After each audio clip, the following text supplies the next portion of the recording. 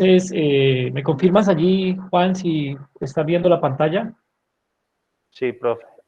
Bueno, se recuerden que ahora estábamos ya en este capítulo que era la inferencia estadística. ¿Sí? Vimos la semana o la última clase, más que la semana anterior, la última clase, vimos lo que era estimar un parámetro, lo que era un parámetro y lo que era estimar un parámetro. Y hablamos un poco acerca de que la estimación puntual de un parámetro tenía mucho error, que para cubrirnos o para tener cierta cobertura frente a ese error, en lugar de dar el valor exacto de la estimación, lo que hacíamos era proporcionar un intervalo de confianza donde con cierto nivel de probabilidad esperábamos que se encontrara nuestro verdadero parámetro. Eso fue lo que hicimos la clase anterior. Hoy vamos a ver algo que está muy relacionado, que no es exactamente lo mismo, que es un test de hipótesis. ¿Vale?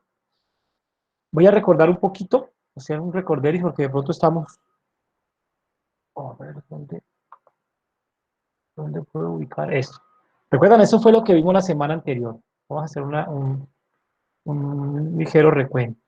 Nosotros dijimos la semana anterior que generalmente en nuestros estudios nosotros teníamos lo que llamamos una población de interés, ¿sí? Una población de interés que generalmente tiene un tamaño grande, ¿sí?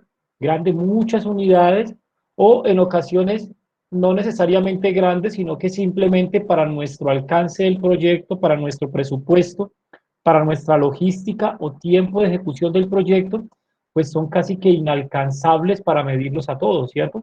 Pueden ser 300 niños, que no parece un número muy grande, pero si cada prueba me cuesta 100.000, 200.000 pesos, pues por presupuesto es posible que yo tenga que recurrir a una muestra.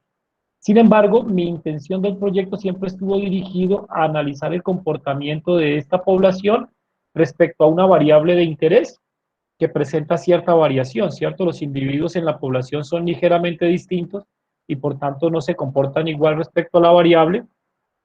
Si nosotros hubiéramos podido medirlos a todos los individuos de la población, pues hubiéramos podido calcular un parámetro que lo denotábamos como teta, ¿sí? Y allí no existe problema estadístico alguno, es simplemente un cálculo matemático y el valor que nos entrega ese cálculo matemático será exactamente el valor que nosotros estábamos buscando, ¿cierto? No habrá ninguna fuente de error. Entonces nosotros podríamos calcular si es una variable cuantitativa, podríamos calcular un promedio de esa variable cuantitativa, ¿cierto? O podríamos calcular una varianza, ¿sí? Pero si es una variable cualitativa, en lugar de un promedio o una varianza, pues entonces calcularíamos una proporción, es decir, de todos estos individuos, por ejemplo, n individuos, cuántos eran pepitas negras o cuántos eran pepitas blancas, esa fracción, cantidad de pepitas negras o cantidad de pepitas blancas sobre el tamaño de la muestra, sería la proporción asociada a la población. Dijimos entonces que si pudiéramos calcular el verdadero parámetro, lo denotaríamos con teta de forma general, cuando es un promedio con mu, cuando es una varianza con esta sigma al cuadrado, y cuando es una proporción con esta p mayúscula, ¿sí? Pero resulta que ese es lo ideal, eso sería lo ideal, ¿sí? Que nosotros pudiéramos medir toda la población. En nuestros estudios generalmente sucede algo distinto, o en casi todos los estudios que se hacen en el mundo sucede algo distinto, y es que existe alguna imposibilidad técnica que limita el acceso a toda la población para que ella sea medida, ¿cierto? En ese caso a nosotros nos toca aproximarnos a la población a través de una muestra aleatoria. A través de un procedimiento de muestreo, tomamos una muestra aleatoria de menor tamaño. Naturalmente, esta muestra tiene un tamaño menor que el tamaño de la población, ¿recuerdan? Esta es toda la población, esta es apenas una muestrica, pero nosotros esperábamos que en esta muestra, si fue tomada de forma aleatoria, sin sesgo de selección, esta muestra sea un buen reflejo, pero no un reflejo exacto de toda la población, ¿cierto?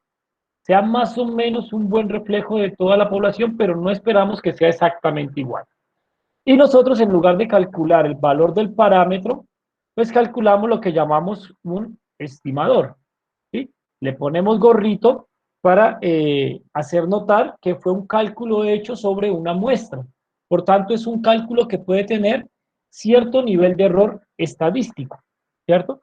Y cuando hacemos ese cálculo sobre la muestra, pues al promedio ya no lo llamamos mu, como lo llamamos cuando hemos medido toda la población, sino que lo llamamos x barra, el promedio sobre la muestra, a la varianza la llamamos S cuadrado sobre la muestra, la verdadera que hubiésemos calculado en la población sería sigma cuadrado, y a la proporción le ponemos un gorrito y lo llamamos P gorrito. P gorrito minúscula para hacer notar que fue un cálculo hecho sobre la muestra. Les decía en ese entonces que nosotros sabemos que siempre que hacemos inferencia basada en una muestra, existe el riesgo de equivocarnos. ¿Cómo así que el riesgo de equivocarnos? Pues que este promedio que nos dio la muestra no fuera exactamente igual al promedio que hubiéramos obtenido si tuviésemos toda la población, ¿cierto? Que esta varianza no fuese igual a esta varianza, probablemente va a ser ligeramente distinta, y que esta proporción no fuera muy diferente a esta proporción que hubiésemos medido en toda la población, ¿cierto? Entonces, lo que nosotros queremos no es evitar el error. Obviamente, siempre va a estar presente el error estadístico cuando a partir de una muestra me aproximo a una población. Lo que nosotros queremos es cercar la magnitud de ese error. Es decir, llevar ese error a un límite tolerable, ¿sí? O disminuir la probabilidad de equivocarnos. Si bien X barra nunca va a ser igual a mu, esperamos que no sea tan distinto, ¿cierto? Y para eso, pues nos hemos venido apoyando, lo vimos la semana anterior, en unos modelitos de probabilidad, ¿sí? La distribución normal, en una distribución de student para hacer estimación, ¿vale? Hoy vamos a ver un problema ligeramente distinto, pero está enfocada bajo el mismo enfoque, ¿sí? Tiene el mismo enfoque. Nuevamente, no podemos nosotros medir la población, pero ahora a nosotros no nos interesa estimar el valor del parámetro. ¿Recuerdan? Cuando yo quiero estimar el valor del parámetro, quiero saber más o menos en dónde se encuentra el valor de la media, o más o menos dónde se encuentra el valor de la varianza, o más o menos dónde se encuentra el valor de la proporción, ¿cierto? En ocasiones a nosotros no nos interesa conocer el valor de la media de forma exacta ni aproximada. Lo único que a nosotros nos interesa en ocasiones en un estudio es verificar o contradecir o refutar una hipótesis que hemos planteado sobre ese parámetro, ¿vale? Clara la diferencia entre estimar y verificar una hipótesis, ¿vale? Cuando yo quiero estimar, lo que deseo es aproximarme lo más cercano al verdadero valor del parámetro, ¿sí? Cuando yo quiero verificar una hipótesis, no me interesa cuál es ese valor, simplemente quiero saber si se cumple o no se cumple una condición. Vamos a ver este ejemplo. Hemos diseñado un estudio para verificar que el nivel de pobreza en Colombia ha disminuido. ¿Cómo así que ha disminuido? Pues tenemos una referencia del periodo anterior que era un 30% de individuos pobres, ¿sí? La pobreza es un atributo, ¿cierto? Es una condición de atributo, es pobre o no es pobre, ¿cierto? Y parece que la referencia anterior dice que en Colombia el 30% de los individuos era pobre, ¿vale? Yo podría hacer un ejercicio, yo podría tomar una muestra de toda la población colombiana y sobre esa muestra calcular el P gorrito. ¿P gorrito qué quiere decir? Sobre la muestra calcularíamos la proporción de individuos pobres. Esa proporción de individuos pobres en la muestra no necesariamente va a ser igual a la proporción de individuos pobres de todo Colombia, ¿sí? Esperamos que esté cercana, pero no será igual. Y es posible que esta proporción me dé a mí algún valor, por ejemplo, 0.35, ¿sí? Y que yo a este valor le asocie un intervalo de confianza que me podría dar, por ejemplo, 0.28 a 0.42, siendo este un intervalo de confianza, podría ser al 95%. Cuando yo hago esto, este procedimiento se llama estimación. ¿Sí? Porque tomo la muestra para calcular el valor de la estimación y asociarle un intervalo de confianza. Esto fue lo que ya vimos la clase anterior. Cómo lograr esta estimación puntual y cómo calcular ese intervalo de confianza. Al final lo hacíamos con un software estadístico como XLStat. Ahora nosotros no vamos a hacer esto. En este caso, nosotros no queremos conocer el valor del parámetro nivel de pobreza en Colombia, sino que lo que estamos interesados es verificar esta hipótesis. ¿Cuál es la hipótesis? El nivel de pobreza en Colombia ha disminuido. ¿Eso qué significa? Que si nosotros tuviéramos la oportunidad de medir un parámetro P que está asociado a la población, proporción de pobres en Colombia, ese parámetro P esperaríamos que fuera menor que 0.30. ¿Sí? Este es nuestro objetivo.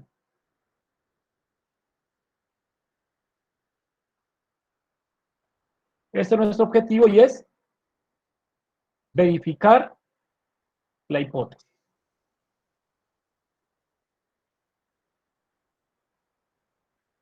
¿Listo? Es muy diferente que el objetivo anterior. Aquí, a mí no me interesa saber si es punto 29, si es punto 25, si es punto 10, si es punto 11, si es punto 13. El valor que tome P, a mí no me interesa, como si me interesaba en el ejercicio de estimación. A mí, cualquier valor que sea menor que 30, que me dé evidencia para aceptar que ese P es menor que 30, para mí va a ser suficiente. ¿Sí? Entonces, cuando tenemos estas condiciones, estamos en un ejercicio de test de hipótesis. Muy importante que ustedes diferencien cuándo el objetivo de su estudio es estimar y cuándo el objetivo de su estudio es probar una hipótesis. ¿Eso por qué? Porque generalmente la estimación requiere mayor nivel de precisión y la prueba de hipótesis no tiene por qué ser tan precisa. Y en estadística, mayor o menor precisión se paga con mayor o menor tamaño de muestra. ¿Sí? Y mayor o menor tamaño de muestra, pues ustedes lo saben, es más costos, más insumos, más tiempo, mayor duración del proyecto. Entonces, algún error que se comete muchas veces es que tienen una hipótesis, su estudio está orientado a probar una hipótesis. Sin embargo, los libros de estadística están llenos de fórmulas de calcular tamaño de muestra para estimación. Como esas son las fórmulas que están en los libros, entonces toman esas fórmulas que están diseñadas para estimación, las aplican y luego el tamaño de la muestra les da alrededor de 350, 300 individuos, ¿cierto? Que es un tamaño de muestra grande, pero es un tamaño de muestra que fue pensado para estimar.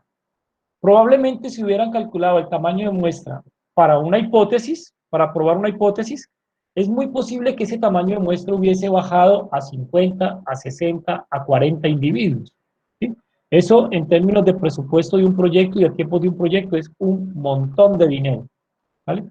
De 50 a 300 serían los sobrecostos que usted tendría en el proyecto por buscar una precisión que usted no necesitaba, porque usted solo necesitaba probar una hipótesis y se preparó para una estimación. ¿Vale? Entonces, muy importante que ustedes siempre, cuando vayan a determinar un tamaño de muestra, tengan claro, quiero estimar, voy a hacer algo con ese valor puntual, voy a hacer algo con esa estimación, o simplemente quiero verificar una hipótesis.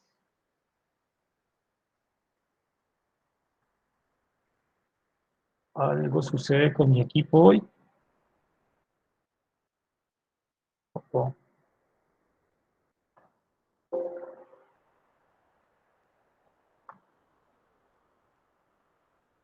Se nos están juntando los inconvenientes técnicos.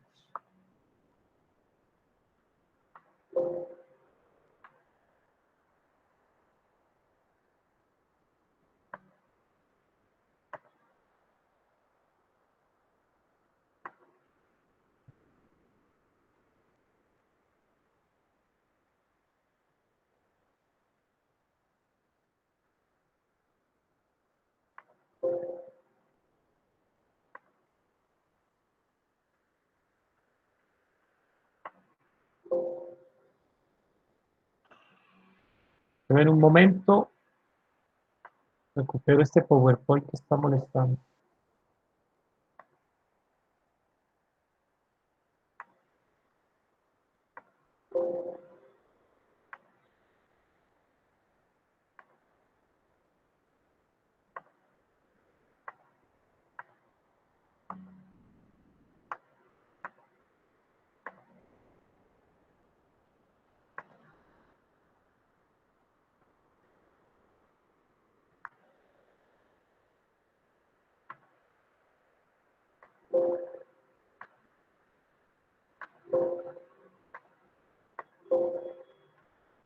España.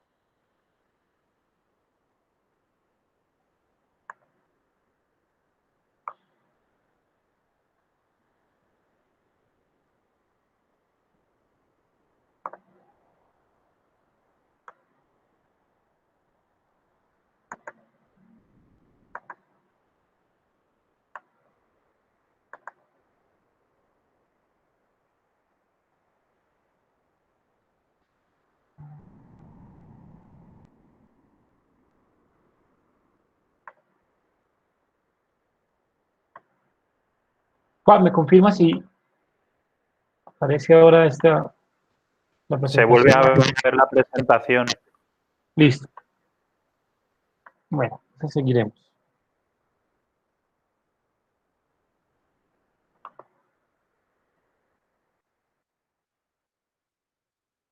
Entonces, ¿cómo funciona un test de hipótesis?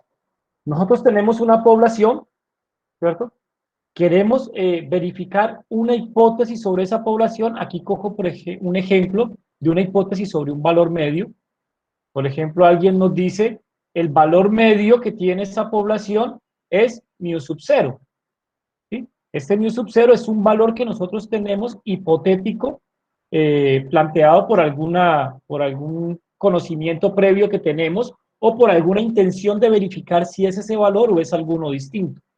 ¿Sí? Entonces, la media de esa población, alguien nos dice, la estatura media de los estudiantes de educación física o del equipo de baloncesto de la Universidad del Valle, esa estatura media es de, qué sé yo, 1,88 m. Ah, pues ese 1,88 m, que es el valor hipotético, porque no lo hemos verificado, simplemente es una idea o conjetura que tenemos, pues va a actuar como nuestra referencia para el test de hipótesis. Y lo que quisiéramos probar es que ese valor medio es exactamente igual a ese 1,87 m, por ejemplo. 1,87 m sería mu sub 0. Cuando la población es pequeña, pues sencillo, los vamos y los medimos a todos y no tenemos ningún problema, ¿cierto?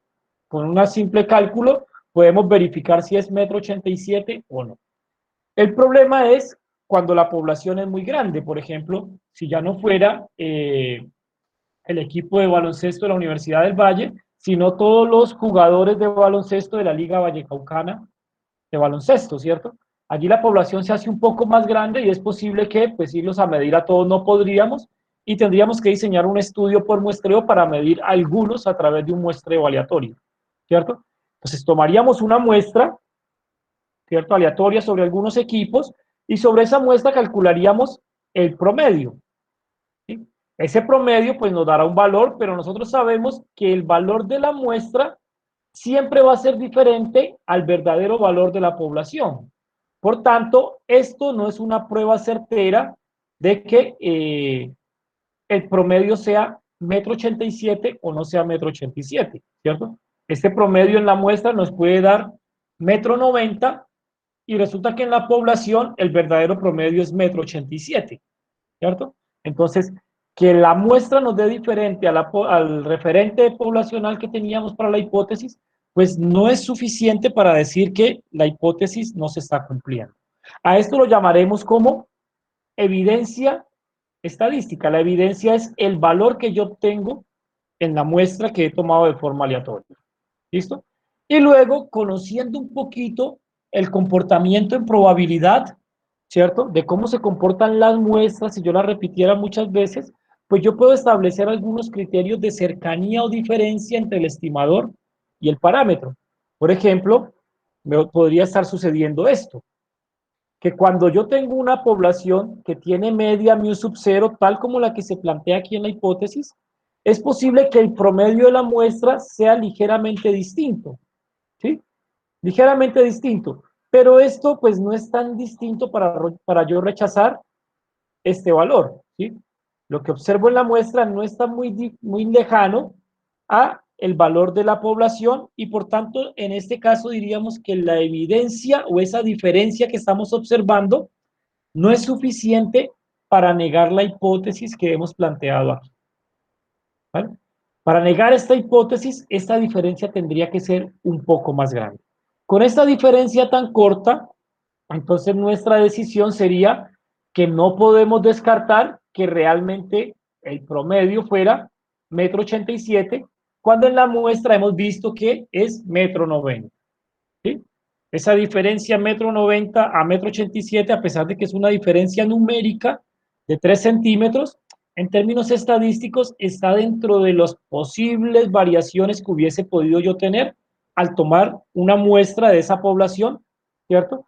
Y por tanto esta distancia no la asumiremos como suficientemente grande para rechazar la hipótesis nula. ¿Listo? Algo que podría suceder es que el valor de la media en la muestra sí sea demasiado diferente al valor de la media en la población. Cuando hablamos de demasiado diferente, es que se encuentra muy lejos en la zona de probabilidad. Miren ustedes que este mu sub 0 y este x barra tienen una distancia, pero aquí hay probabilidad suficiente, ¿cierto? Si esta es la distribución de probabilidad, es altamente probable que esta distancia se dé por puro efecto aleatorio. Mientras que cuando la media se va alejando del valor de referencia, la media en la muestra se va alejando del valor que tenemos como referencia hipotética, esta diferencia cada vez es menos probable. ¿Cómo que menos probable? Entre más lejos esté a la izquierda o más lejos a la derecha, la probabilidad, si la ven, van disminuyendo. Y esto es tan poco probable que nosotros tenderíamos entonces a rechazar la hipótesis nula, decir, con esta diferencia tan evidente, yo no podría pensar que la media es mu sub 0, más bien pienso que la media es distinta de mu sub 0. En este caso, por ejemplo, que x barra es mucho menor que mu sub 0, o que el promedio, ya veo cuál es el problema, que el promedio es mucho menor que mu sub 0.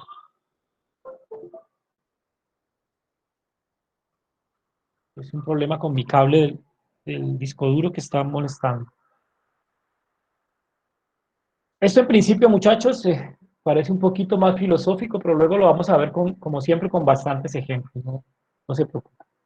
Entonces vamos a ver algunos ejemplos. Tenemos un laboratorio que afirma que menos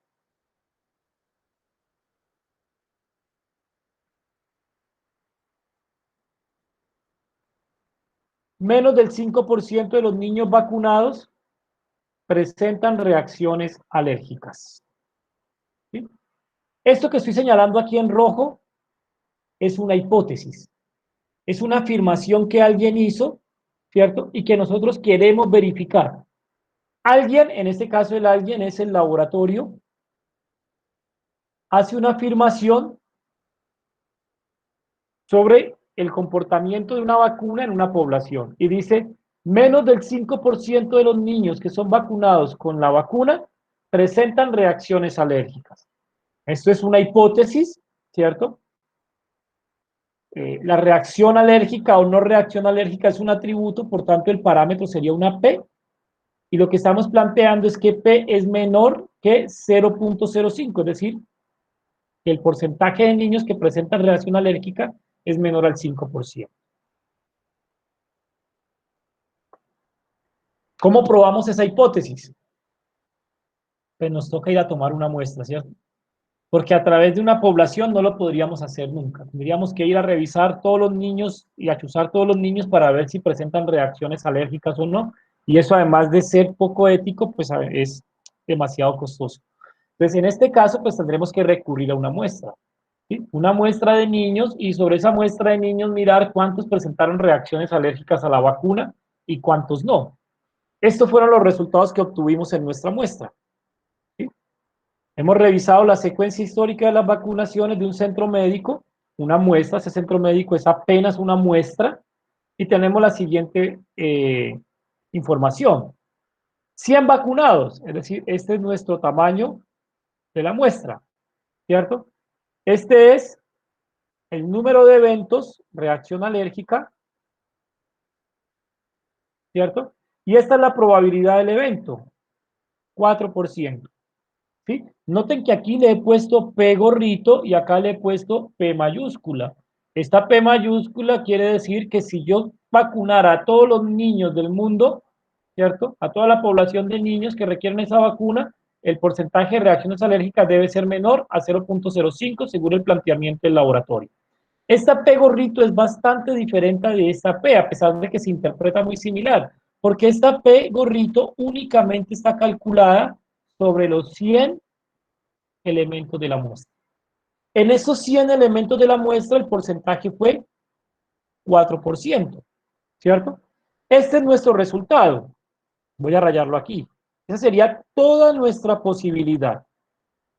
Desde el 0% de niños con reacción alérgica hasta el 100% de niños con reacción alérgica, ¿cierto? Ese es el rango de variación que puede tener esa P. Por aquí, el ejercicio nos dice que el P hipotético, ¿cierto? El referente es 0,05, ¿sí? Y nosotros tenemos entonces que el P gorrito está por aquí.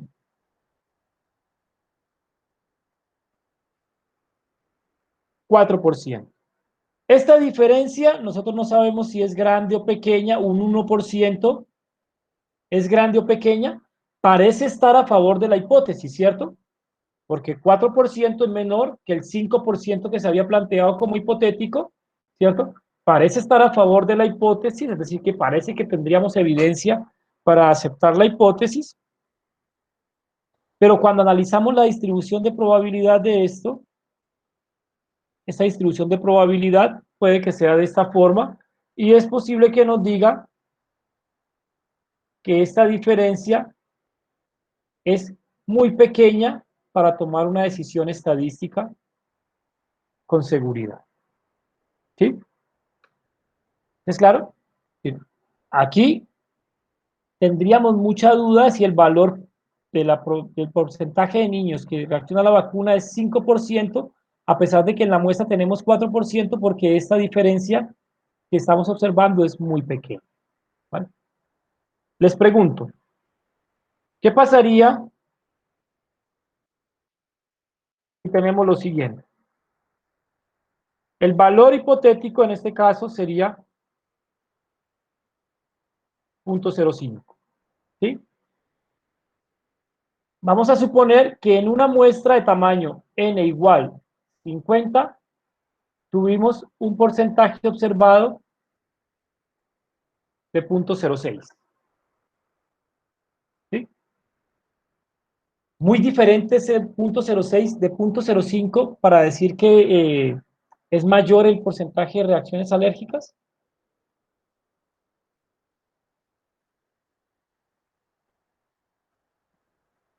¿Qué creen? ¿Cuánto? ¿Qué crees? ¿0,06 en la muestra es muy diferente de 0,05 en la población o esto puede ser un error debido al error de estimación?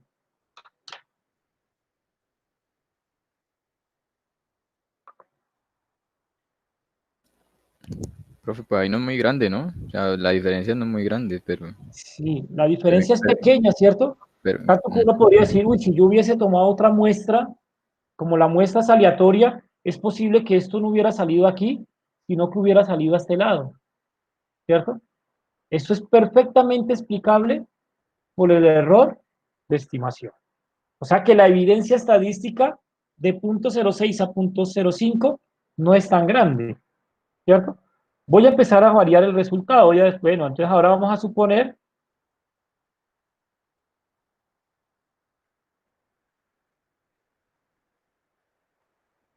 que nuestro resultado no fue 0,05, sino 0,08. Aquí estábamos en 0,06. Nuestro resultado fue 0,08. Ahora tengo esta magnitud. Aquí hay más diferencia, ¿cierto?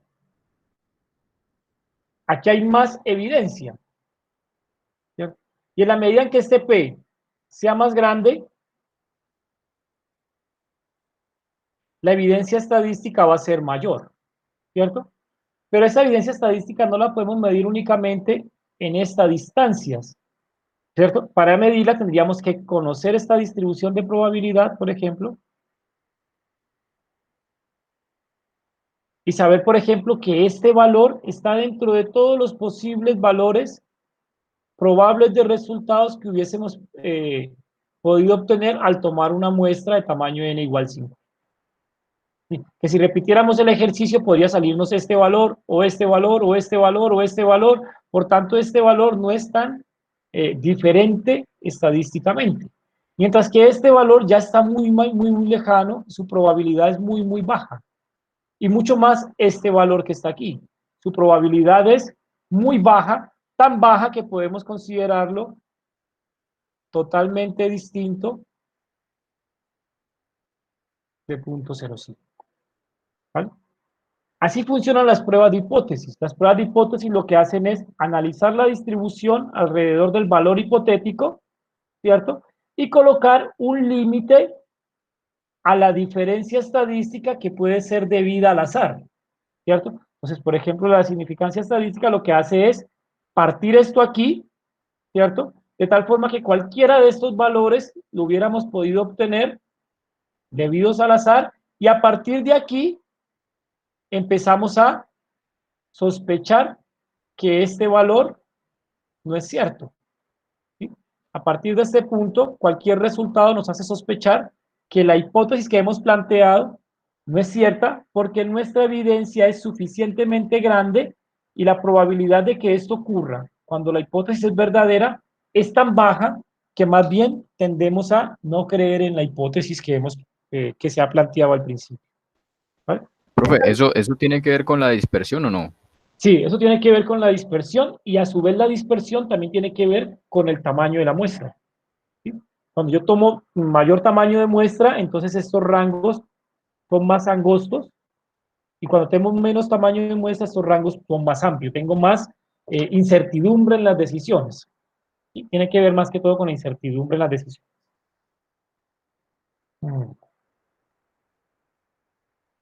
No se preocupen que si lo vamos afinando ahora con ejercicios, por ahora quiero que me lo entiendan conceptualmente.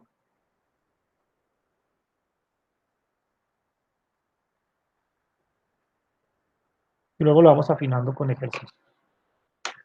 Vale, otra vez nos va a molestar.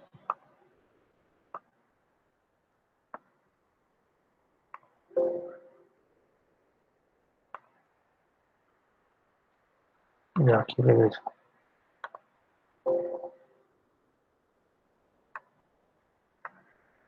Siento que se me está soltando un poco el cable del disco duro, y cada que lo toco me saca el PowerPoint.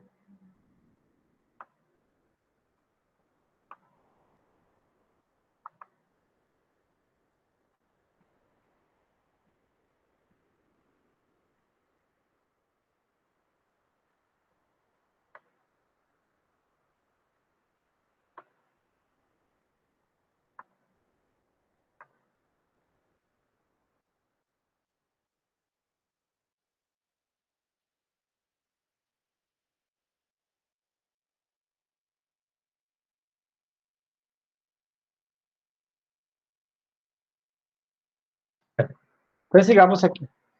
Para hacer un test de hipótesis, nosotros siempre partimos de esto que no es estadístico.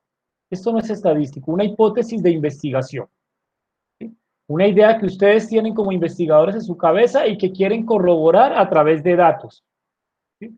Eso se llama una hipótesis de investigación.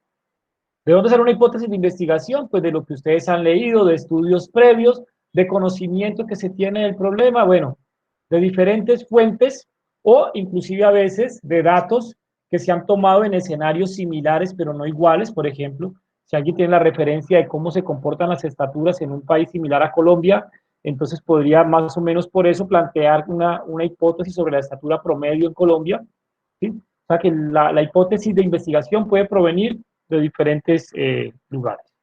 Eso es una idea o conjetura que se tiene a priori y que deseamos contrastar a través de la realidad, y esa realidad la vamos a evidenciar a través de datos recolectados en un muestreo aleatorio, ¿sí? Algunos ejemplos de hipótesis de investigación, por ejemplo, el que vimos ahora, la pobreza ha disminuido a un nivel inferior al 30%, es una hipótesis de investigación.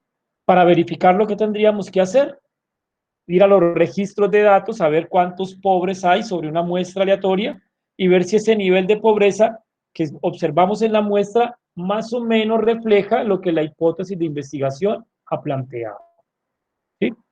Algunas diferencias mínimas las vamos a tolerar, pero algunas diferencias grandes van a ser evidencia suficientemente fuerte para rechazar la hipótesis. ¿Sí? Por ejemplo, si yo sobre la muestra calculo ese porcentaje de pobreza y sobre la muestra me da del 50%, entonces difícilmente alguien me puede decir que ese 20% de diferencia es solamente un efecto del azar. ¿Cierto? Con ese 20% de diferencia parece que la evidencia es fuerte para rechazar la hipótesis nula y pensar que el porcentaje de pobres en Colombia pues no es menor del 30%, que no es el 50%, pero tampoco es menor del 30%. Otra hipótesis, esta es más cuantitativa, el tiempo de recuperación promedio en determinada cirugía es de 10 días. ¿Sí? ¿Recuerdan? Esta hipótesis de aquí se escribía P menor que punto 30 y P porque la pobreza es un atributo, se tiene, no se tiene, y en este caso es un tiempo promedio, lo planteamos como mu, ¿cierto? Es de exactamente igual a 10 días. Esta es la hipótesis de investigación escrita en palabras de contexto, digamos, en los términos habituales del investigador, y esto lo que nosotros hacemos en estadística es trasladarla a esta ecuación matemática, encontrando aquí que el parámetro es un promedio, pues escribimos una ecuación matemática que queremos verificar. En este caso, P menor que 0.30 o mu menor que 10. Entonces, la hipótesis estadística, que es esa representación numérica de la hipótesis de investigación, ¿cierto? Es una ecuación matemática que involucra un parámetro de la población, ¿sí? ¿Verdad? P menor que 0.30 para la hipótesis, la pobreza ha disminuido a un nivel inferior de 0.30, es decir, este contexto, que es la hipótesis de investigación, se traslada a esto, que es la hipótesis estadística. La hipótesis de investigación, el tiempo de recuperación promedio de determinada cirugía es igual a 10 días. Esto se traslada a esto. Involucra un parámetro promedio, este es mu, y el valor de referencia 10 días, 10 días. ¿Listo? La hipótesis de investigación, a su vez, tenemos que desglosarla, esta hipótesis tenemos que desglosarla en dos hipótesis de estadística. Una de ellas la vamos a llamar hipótesis nula y a la otra la vamos a llamar hipótesis alterna. ¿Sí? Es decir, ahora esto, después de que lo trasladamos a una hipótesis estadística, esto lo vamos a partir en dos. Algo que llamaremos la hipótesis nula, generalmente la llamamos H sub 0, y la hipótesis alternativa, generalmente la llamamos H sub A. H sub 0 y H sub A. Esta hipótesis tenemos que dividirla en dos. ¿Vale? En nuestro caso,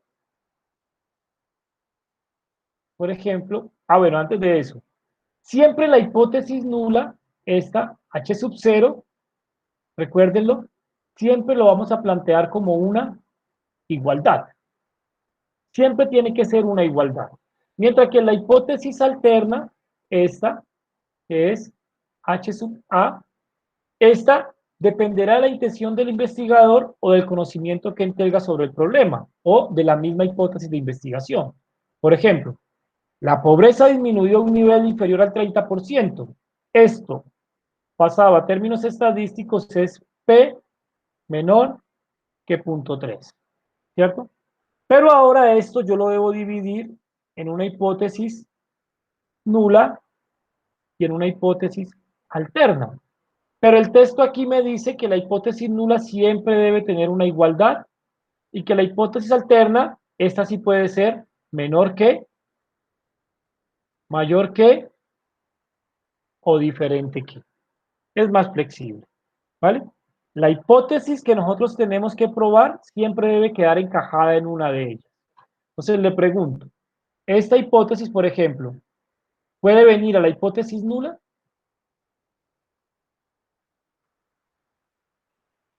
Pues bajo la restricción de que aquí siempre tiene que venir una igualdad, esta hipótesis que tenemos aquí planteada no podrá venir Sería a alterna, la ¿no? hipótesis nula. Exacto. ¿Sí? Ella no puede venir a la hipótesis nula, entonces le toca ir a la alterna.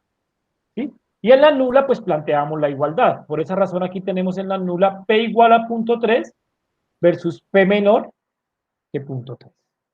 ¿Vale? Recuerden, esta nula siempre va a tener esta condición, una igualdad. Y la alterna puede ser cualquiera de estas. ¿Listo? El siguiente caso, el tiempo de recuperación promedio de determinada cirugía es de 10 días. Esto es mu igual a 10. ¿Cierto? Y ahora tenemos que dividir esto en una hipótesis nula y en una hipótesis alterna. Esta igualdad sí que es recibida aquí en la hipótesis nula, o sea que este planteamiento sí puede venir aquí. Y en la alterna, pues ya dependerá de nuestra intención. Si no es menor que 10, si no es igual a 10, ¿qué nos interesa detectar? ¿Que es mayor que 10? ¿Que es menor que 10? ¿O simplemente nos interesa detectar que es distinta de 10? Aquí ya nos queda la intención del investigador, ¿sí? Por ejemplo, para asuntos de costos de hospitalización, a la gente le interesaría verificar si es mayor que 10, ¿sí? Para asuntos de uso de camas y de permanencia en el hospital, le podría estar interesando verificar si es menor que 10.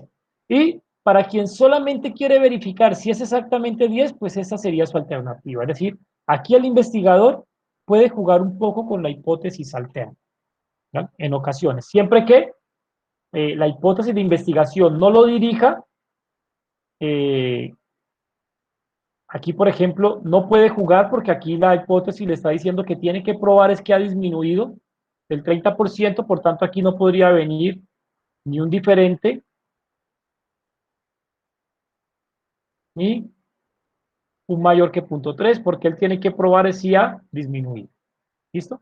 En este otro caso, sí que me da cierta gabela, sí me da cierta posibilidad de jugar con la hipótesis alternativa, dependiendo de cuál sea mi intención como investigador.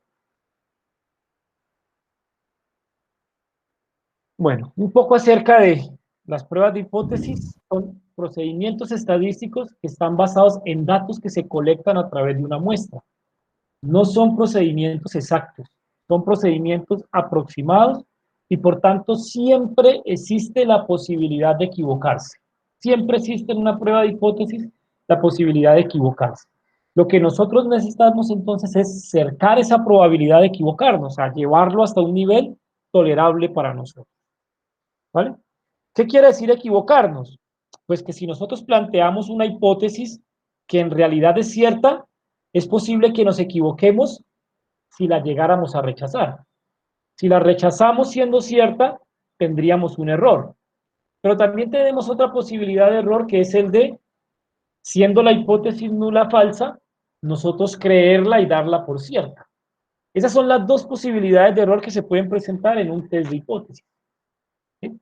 Para verlo, lo hemos puesto aquí en este diagramita. Esta es la condición real de la hipótesis. Siempre vamos a hablar de la hipótesis nula. La hipótesis nula es verdadera o la hipótesis nula es falsa. ¿Sí? Esta es la condición verdadera. Nosotros nunca la vamos a poder conocer, porque si la conociéramos, pues ¿para qué hacemos una prueba de hipótesis? Si la conocemos, directamente utilizamos el conocimiento y no acudimos a datos para ello. Entonces, la hipótesis nula puede ser verdadera o falsa, y cuando nosotros tomamos datos, basado en los datos, tomamos una decisión. Y esa decisión bien puede ser rechazar la hipótesis nula o aceptar la hipótesis nula. ¿Cierto?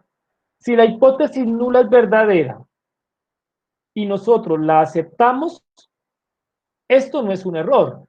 Esto es una bondad del procedimiento. Es decir, tomamos una decisión acertada, ¿cierto? Lo mismo sucede si la hipótesis nula es falsa y nosotros la rechazamos. Aquí tampoco hay error, eso es otra bondad del procedimiento, es decir, en este caso también hubiéramos acertado. ¿Cuándo nos vamos a equivocar? En uno de esos dos escenarios. Cuando la hipótesis nula es verdadera, pero por cuestiones aleatorias o por error del procedimiento estadístico, nosotros rechazamos la hipótesis nula. Es decir, rechazamos una verdad. ¿Sí? Este se lo llamamos error tipo 1. ¿Sí?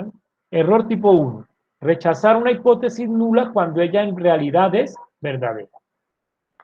Y la otra fuente de error o posibilidad de error que tendríamos sería, siendo la hipótesis nula falsa, nosotros creérnosla, ¿cierto? Eso es equivalente a creernos una mentira. ¿Sí?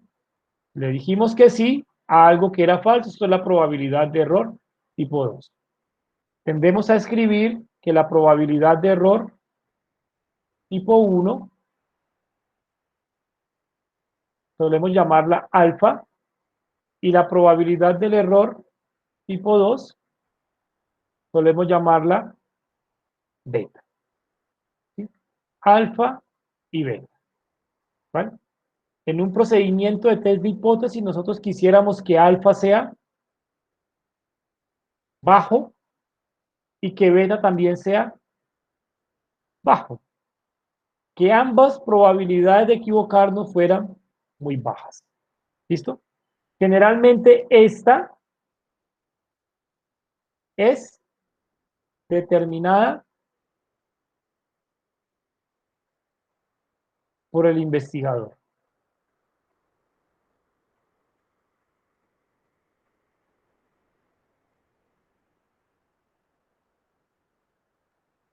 ¿Vale?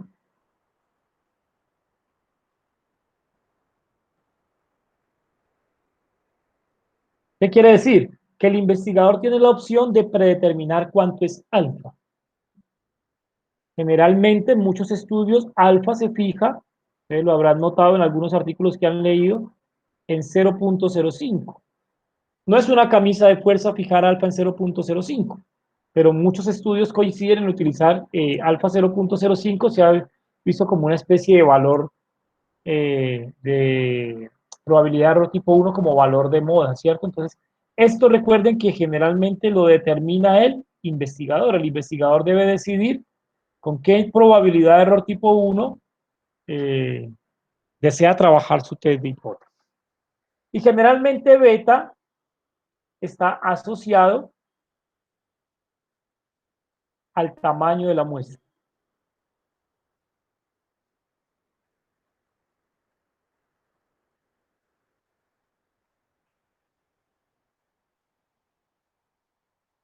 ¿Sí? Es decir, que si un investigador quiere que alfa sea pequeño, pues simplemente toma la decisión de que alfa sea pequeño. Es una decisión de él como investigador. Pero si además quiere que beta también sea pequeño, lo que tiene que hacer es tomar una muestra más grande. Conforme más grande es el tamaño de la muestra, más pequeño es la probabilidad de equivocarme según el error tipo 2. Es decir, menos probable será creerme una verdad, creerme una mentira, perdón. Será menos probable creerme una mentira. ¿Sí? Eso es básicamente lo que está aquí. Lo que nosotros hacemos para probar un test de hipótesis es lo siguiente. Tomamos todo el rango de variables. Profe, una pregunta. Sí. ¿El intervalo de confianza siempre suele ser ese? Dime, ¿cuál intervalo de confianza? La alfa 0.05. Sí, Juan, no necesariamente. Es que este es un tema bastante.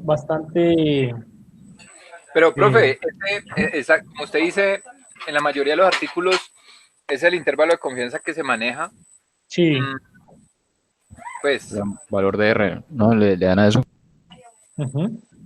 Pero ¿por qué ese valor es el más usado? Sí, ese es un valor que los estadísticos siempre hemos usado como un valor para no comprometernos con lo que implica tomar una mala decisión. como nosotros desarrollamos teoría para cualquier campo de aplicación, ¿cierto? Entonces nosotros lo que damos es un valor alfa general. ¿Sí me entiendes? Alfa general, como quien dice, un alfa conservador para cualquier área del conocimiento. Pero resulta que eso, cada investigador debería detenerse un poco y pensar en qué significa que alfa valga 0.05. Toma el Pero valor de 0.05. profe, disculpe, ese Sí, alfa 0.05 implica lo que veíamos la clase pasada, el nivel de confianza del sí, 95%, ¿cierto? implica un nivel de confianza del 95%. Y no en todos los escenarios el nivel de confianza del 95% es suficiente. ¿Sí? Por ejemplo, Eh, vamos Ok, a ponerte un ejemplo. Vamos a suponer que tú tienes un método estadístico para determinar si un individuo tiene SIDA. ¿Sí? Voy a abrir por aquí otro archivito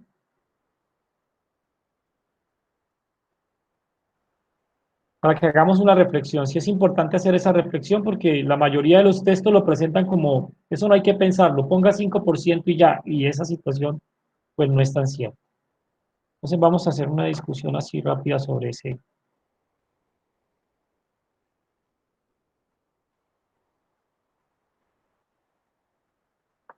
Vamos a abrirlo aquí.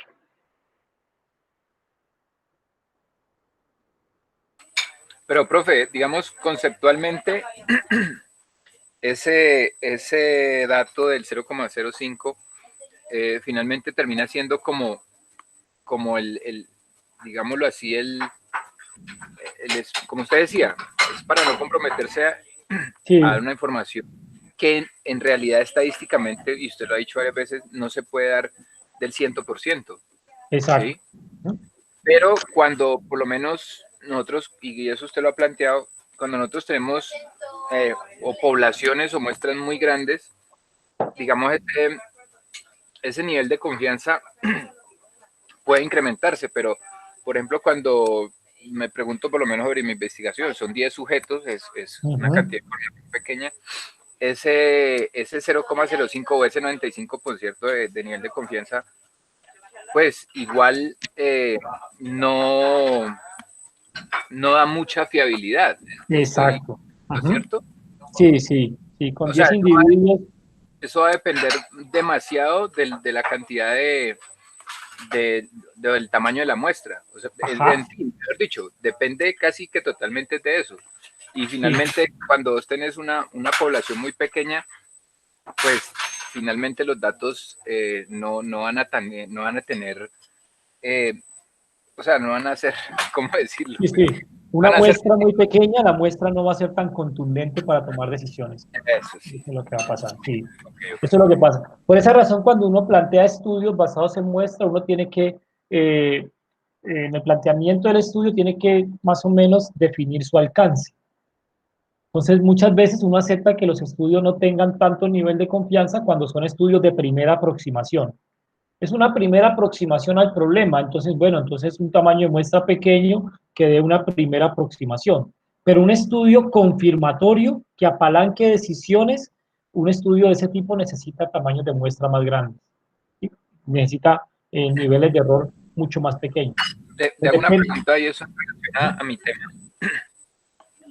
Eh, digamos, en lo que yo estoy investigando, son muy recurrentes los estudios de asociación eh, y en genética los estudios de asociación, digamos, entre mayor sea la población, y cuando digo mayor sea la población, son poblaciones superiores a 400 a 600 individuos. Ajá, Eh, digamos, el estudio de asociación puede tener más veracidad.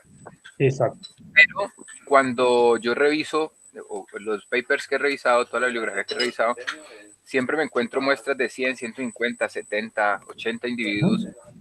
Y a pesar de esto, siempre existe la crítica tanto de los investigadores como de evaluadores o de otras personas que valoran los artículos sobre la poca credibilidad de estas definiciones, obviamente también teniendo en cuenta situaciones como étnicas, de género, etcétera. ajá. Pero igual, a mí me parece que por lo menos en mi tema, es muy difícil llegar a ciertas determinaciones, a pesar de que, por ejemplo, tenga una muestra de 100 individuos, que es una muestra, digamos, en nuestra capacidad aquí en Colombia para este tipo de investigaciones, sería una buena muestra.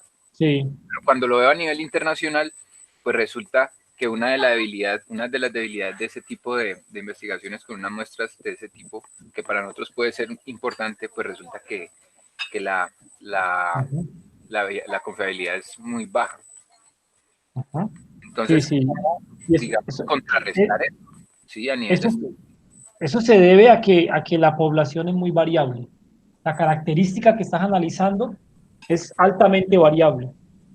Entonces, si esa característica es altamente variable, pues el tamaño de muestra que necesitas para cubrir toda esa variabilidad es mucho más grande. Por eso la comunidad científica alrededor de eso les parece que 100 es muy pequeño, un tamaño de muestra muy pequeño.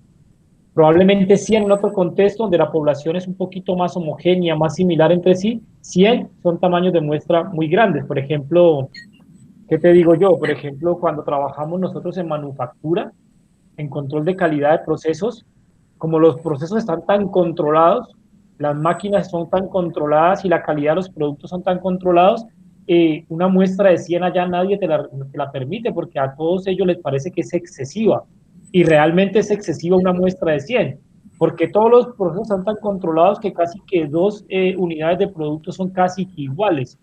Entonces, allá se toman decisiones con muestras de tamaño 10, 12, 15, 20. Esos son tamaños de muestras gigantes para ellos, pues porque saben que la característica que están estudiando es poco variable entre sus unidades objetos de estudio. Mientras que acá, en otros campos como la salud, las variables de estudio generalmente tienen altos niveles de variabilidad y por eso los tamaños de muestra muchas veces no alcanzan. Y por eso optan por hacer una especie de, pues he visto que optan por declarar como alcances de las investigaciones. Una investigación en etapa 1, entonces quiere decir que es una investigación que lo que busca es descubrir, más no verificar. Entonces, para descubrir, vamos entonces a trabajar con un bajo tamaño de muestra.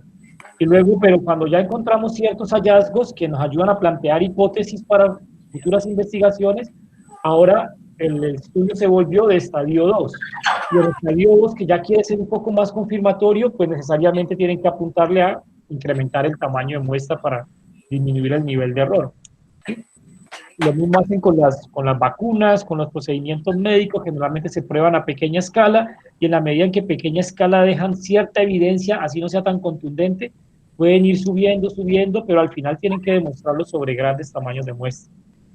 Es que precisamente ese es el problema que me he encontrado, profe, y es que digamos, los estudios que he abordado, la revisión que he hecho, digamos, confirman que los genes sobre los que yo estoy trabajando sí tienen una incidencia sobre el rendimiento deportivo, por ejemplo, ¿sí? Y son muestras, digamos, que siempre se dicen que son relativamente pequeñas, pero igual todas esas investigaciones corroboran digamos, esa hipótesis. Y la hipótesis, sí hay una relación de tal gen con tal característica del rendimiento físico, por ejemplo. Pero entonces, ante esa situación, con la persona, con el compañero con el que trabajo, se nos ocurrió, y por eso le preguntaba que entonces, ¿qué hacer para poder tener un mejor manejo estadístico de eso? Y entonces se nos ocurrió que nosotros podríamos hacer muestreos y estudios de asociación, porque casi todos los estudios de asociación se hacen con rendimiento deportivo, se hacen sobre atletas o sobre gente que tiene alguna práctica deportiva, etc.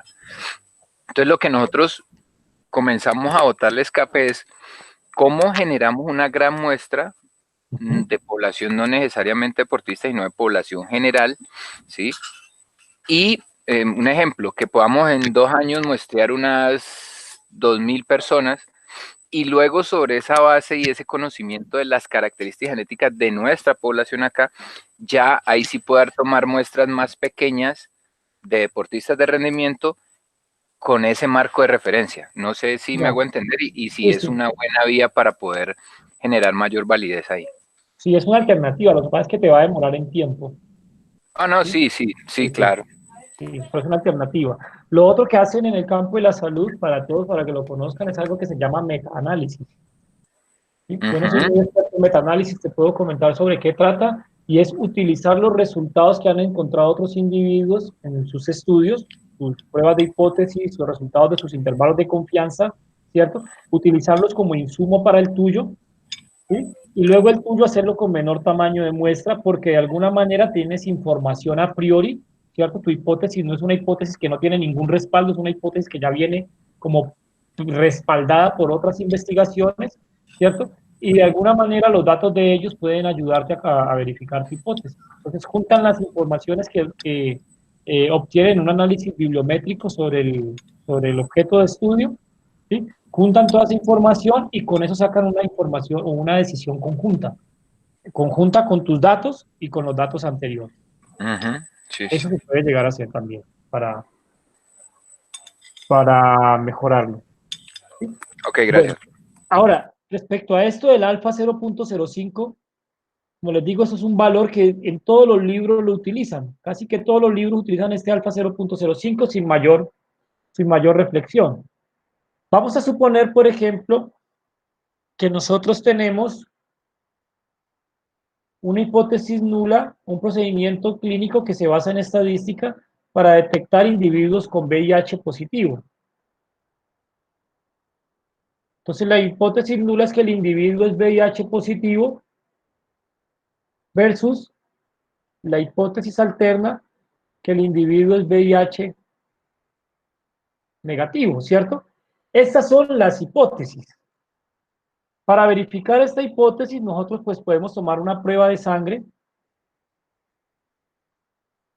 llevarlo al laboratorio, ¿cierto? Y podemos obtener como resultado uno de dos: VIH positivo o VIH negativo, ¿sí me entienden? Podría yo colocarlo aquí, gorrito. Gorrito, ¿por qué? Porque fue el resultado que obtuve en una muestra de sangre. ¿Sí? Ese fue el resultado VIH positivo o el resultado VIH negativo. Pregunta, en este contexto, ¿qué significa alfa igual al 0.05? ¿Qué significa? Nosotros dijimos que esto era la probabilidad de rechazar H sub 0 cuando H sub 0 es verdadera. Esto en términos estadísticos, ¿cierto? Si nosotros tradujéramos esto al contexto clínico específico, lo que estaríamos diciendo es que esta es la probabilidad de clasificar a un individuo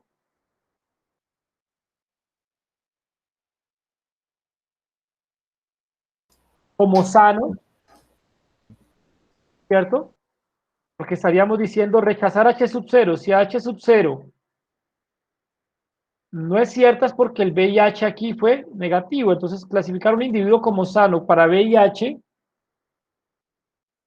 cuando realmente él es VIH negativo, perdón, positivo. ¿Vale? Y que sea el 5% quiere decir que el 5% de los test, ¿sí?, aplicados a individuos con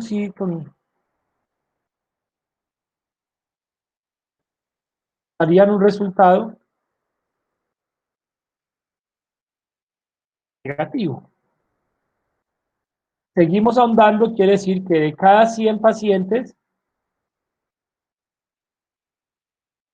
VIH positivos, el test los clasificaría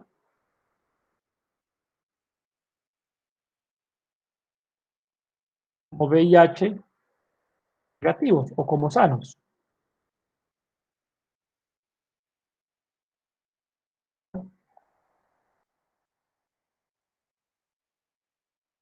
De cada 100 pacientes VIH positivo, el test clasificaría a 5 como sanos.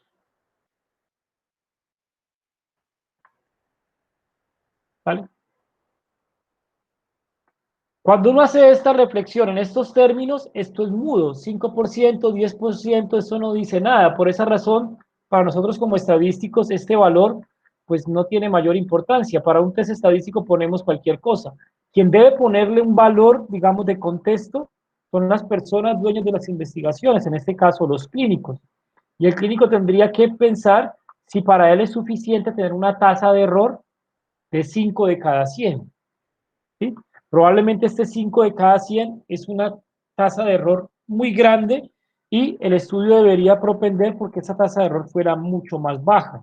Por esa razón, cuando los ensayos clínicos generalmente involucran un diagnóstico que pone en riesgo la salud pública, más que la salud individual, sino la salud pública, generalmente ellos usan tasas del 1%. ¿Sí? Generalmente llevan esto a alfa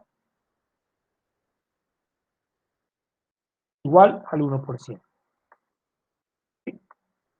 Con esto, ¿qué les quiero decir? Que a pesar de que los libros le digan a ustedes, o como los ejercicios de clase que hagamos, para no complicar un poco el ejercicio, casi siempre lo hacemos con alfa igual a 0.05, esto requiere reflexión. En un ejercicio práctico deberían reflexionarlo, ¿sí? Una pregunta, en estos días revisaba un análisis comparativo de una población, bueno, de determinados unos genes, etcétera, y, o sea, la aplicabilidad de esto, veía un ejercicio estadístico hecho a partir de chi cuadrado, ¿sí? Y los niveles de relación entre, digamos, entre diferentes grupos, ¿sí? Siempre va a haber mayor nivel de, digamos, de relación cuando comparamos grupos, si el valor es menor a 0,05, ¿cierto? Ah, bueno, sí, eso lo vamos a ver ahora, porque ese es el criterio para aceptar, sí. Ah, Si el ok. valor es menor a 0.05, entonces uno rechaza la hipótesis nula y va a depender de qué puso como hipótesis nula. ¿Sí? Ok, profe. Sí, pues sí. Ahora lo vamos a mirar. ¿Vale? Entonces, con eso que les quiero decir, para redondear aquí el tema, que esto es un valor conservador que hemos puesto los estadísticos en los libros, pero que cada investigador debería hacer su propia reflexión sobre lo que significa un error tipo 1 que ocurre el 5% de las veces. ¿Sí? Por ejemplo, la gente en manufactura trabaja con esto, no se lo van a imaginar, lo trabajan al 0.0027. ¿Sí? ¿Por qué lo trabajan al 0.0027? Porque ellos inspección de calidad sus procesos hacen muchas veces al día. ¿Sí? Por ejemplo, en el día pueden hacer ellos 100 inspecciones de calidad.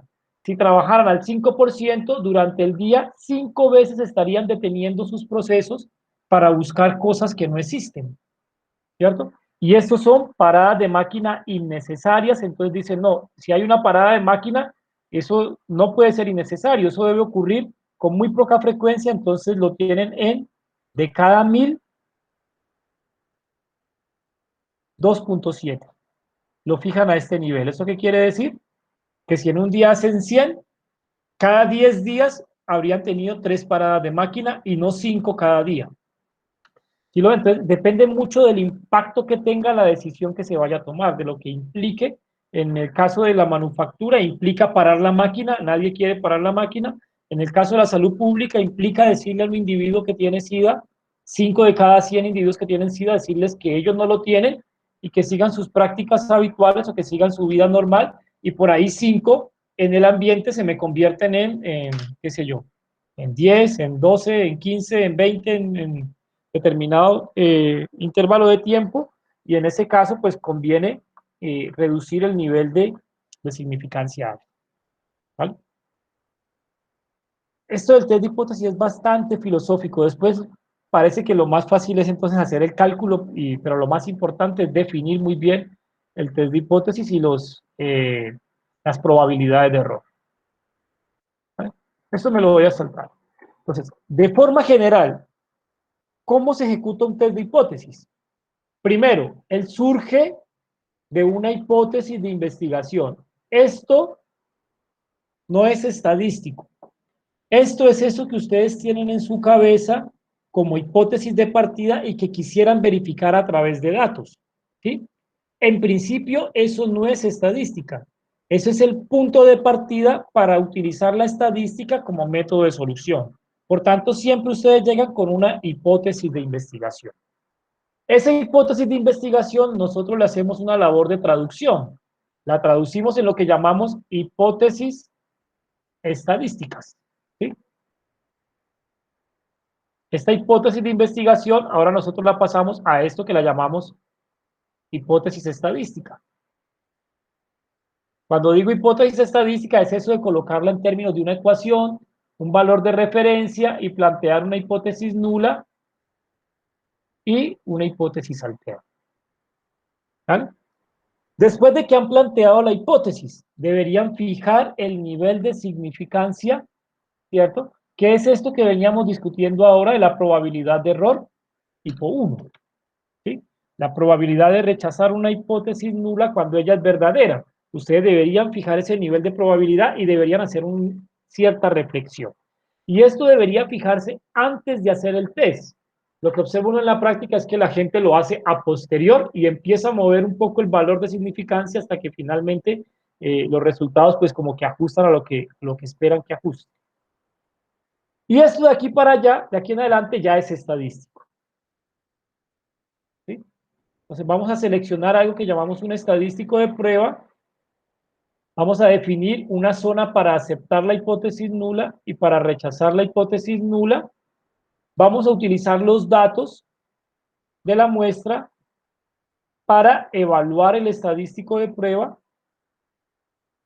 ¿sí? Y luego el valor de ese estadístico de prueba lo vamos a comparar contra las zonas de aceptación y las zonas de rechazo.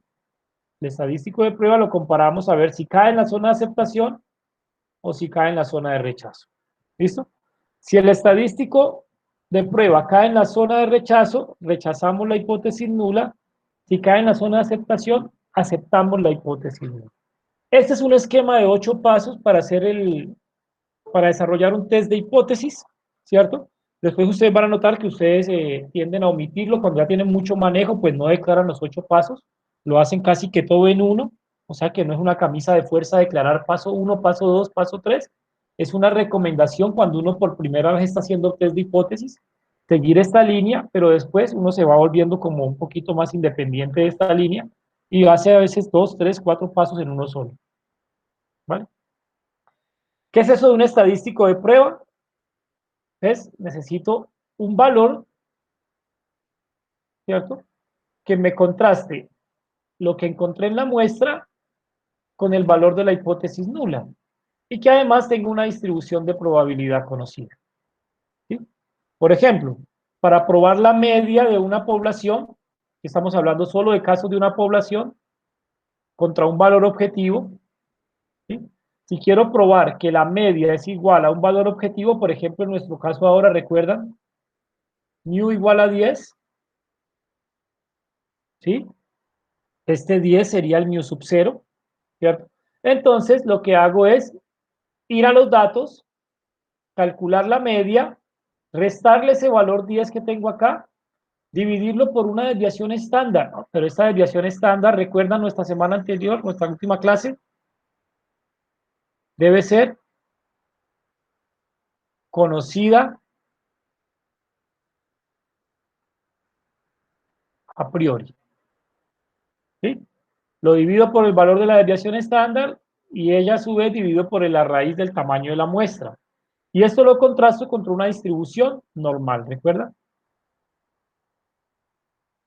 Esta distribución normal yo la dividiré como rechazo, aceptación, y si el valor del estadístico cae aquí, acepto, y si cae aquí, rechazo.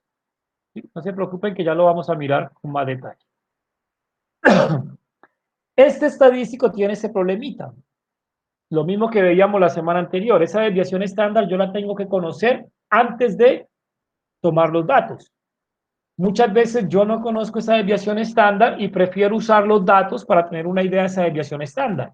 En ese caso, ya no uso de Z, sino que uso T, que tiene la misma condición y la única diferencia es que este valor de la desviación estándar es calculado con los datos.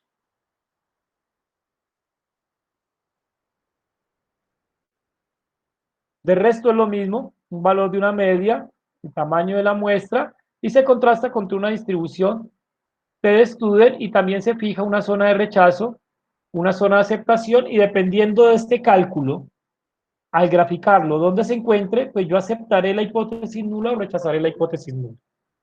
¿Listo? La hipótesis puede ser, como lo vimos ahora, sobre el porcentaje de pobreza, ¿recuerdan? E igual a 0.3, ¿sí? Este punto 3 actuaría como P sub 0, pues lo único que necesito es calcular P gorro con los daticos, ¿sí? Restarla de P sub 0, qué tan distinto es los datos de la muestra respecto al valor hipotético. Este sería nuestro punto 3, ¿sí? Y lo divido por esto que sería como su varianza. Punto 3 por 1 menos punto 3, que sería punto 7 sobre el tamaño de la muestra. Y nuevamente sigo la misma línea. Lo contrasto contra una distribución normal. Fijo una zona de rechazo, una zona de aceptación para tomar la decisión. ¿Vale? Esos son estadísticos todos utilizados para comparar el parámetro de una población contra un valor objetivo. También lo podemos utilizar. A ver, me está fallando esto.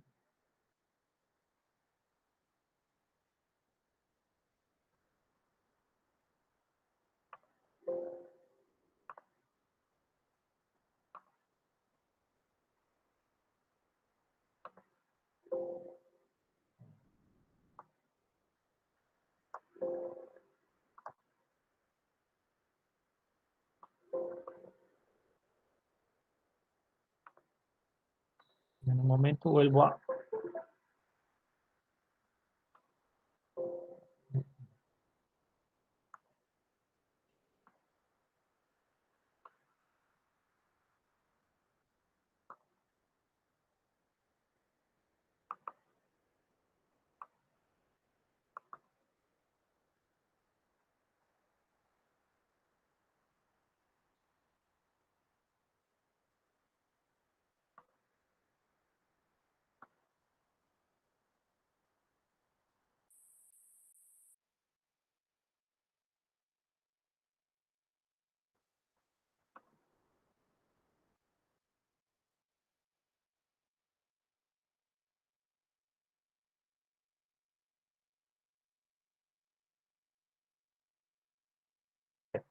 Esos son los estadísticos que se usan para una muestra,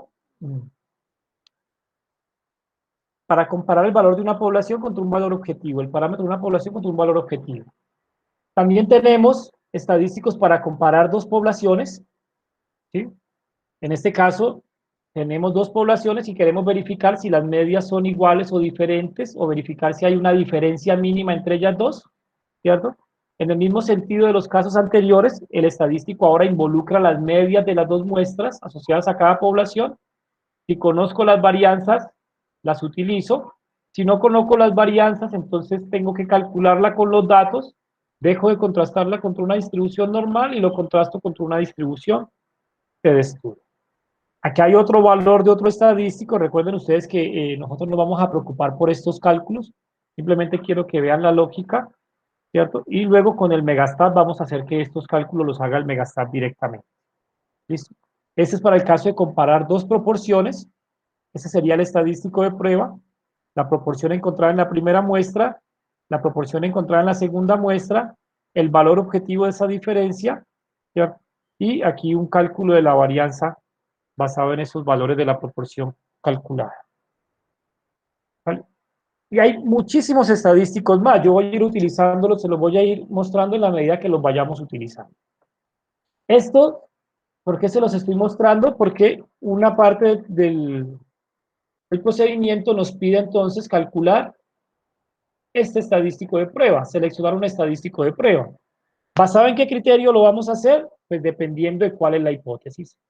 Si es una hipótesis de una media contra un valor, pues entonces nuestro estadístico, disculpen, para esta hipótesis, nuestro estadístico puede ser este, pero no coloco este, puede ser este, o este, dependiendo de qué, si conocemos la varianza a priori o no la conocemos. Es una hipótesis para una proporción, nuestro estadístico será entonces esto, una proporción de una sola población contra un valor objetivo. Si lo que tenemos es una comparación de dos medias, la media de un grupo versus la media del otro, y queremos verificar si hay una diferencia mínima, ¿cierto? Entonces, nuestro estadístico puede ser este, y nosotros conocemos la varianza, a priori. Si no conocemos las varianzas y lo calculamos con los datos, entonces sería un estadístico T, ¿cierto? Y para la comparación de dos proporciones, utilizaríamos entonces este estadístico. ¿Vale? Quiero decirles con esto que entonces el estadístico a utilizar va a cambiar dependiendo del tipo de prueba de hipótesis que estemos realizando. De una población, de dos poblaciones, si es sobre la media o si es sobre proporción. ¿Vale? Les había dicho que lo que hacemos entonces es escoger una zona de aceptación y una zona de rechazo para luego de calculado el estadístico encontrar en qué zona está cayendo ese estadístico, ¿cierto? Pues esa zona de rechazo tiene una forma y esa forma depende de la hipótesis alterna. Por ejemplo, si la hipótesis alterna es un mayor que, entonces vamos a fijar un valor crítico en la distribución y vamos a escoger la cola superior de la distribución como región de rechazo. ¿Sí? Y esta zona tiene que tener valor alfa. ¿Vale?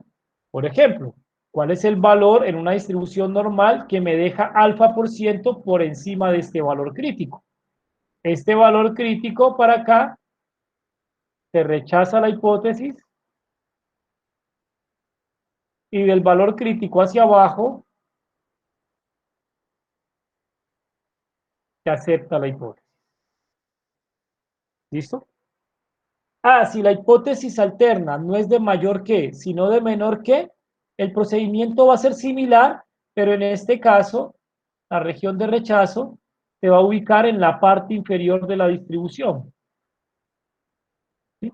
Y esa región de rechazo debe tener valor alfa, ¿vale? El que nosotros hemos predeterminado al iniciar el estudio. ¿Vale? En este caso, de este valor crítico para acá, se rechaza la hipótesis. Y de ese valor crítico para acá, se acepta la hipótesis. ¿Listo? Y cuando la hipótesis alterna implica una diferencia, pues esa diferencia va a ser una estrategia mixta para la selección de la región de rechazo. La mitad de la región de rechazo se irá en el valor inferior y la otra mitad en el valor superior, en la cola superior. Es decir, que esto tendrá peso alfa medios y esto debe pesar, acumular probabilidad alfa medio. En este intermedio,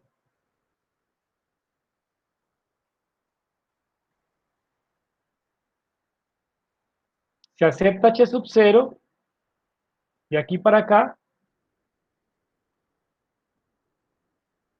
se rechaza H sub 0, y de aquí para acá, también se rechaza H sub 0. Cuando calculemos el valor y lo contrastemos contra estos valores críticos, si cae en esta zona, aceptaremos la hipótesis nula, y si cae en cualquiera de estas dos, rechazaremos la hipótesis nula. ¿Listo? Ese es todo el procedimiento. Lo más importante, entonces vamos a hacerlo a partir de ahora con algunos ejemplos. Yo voy Profe, aquí... profe, ¿puede poner la diapositiva anterior? Sí. Bueno. Entonces ahí a la derecha, lo de alfa medio, por ejemplo, si el porcentaje de rechazo es de un 5%, yo tendría 2.5 a la izquierda y 2.5 a la derecha, ¿no? Exacto. Para que toda la zona sume siempre 5%. Vale, vale. En este caso no es necesario partirlo porque la dejamos toda en un lado. En este caso podría ser 5%. Y en este caso, 5%. ¿Vale? Voy a detener la grabación para que no se haga tan tan larga y empezamos otra porque de aquí en adelante lo que vamos a ver son ejercicios, ejemplos, ¿cierto? Para que todo esto que les he dicho, que es bastante denso, pues lo vamos viendo ahora en aplicación.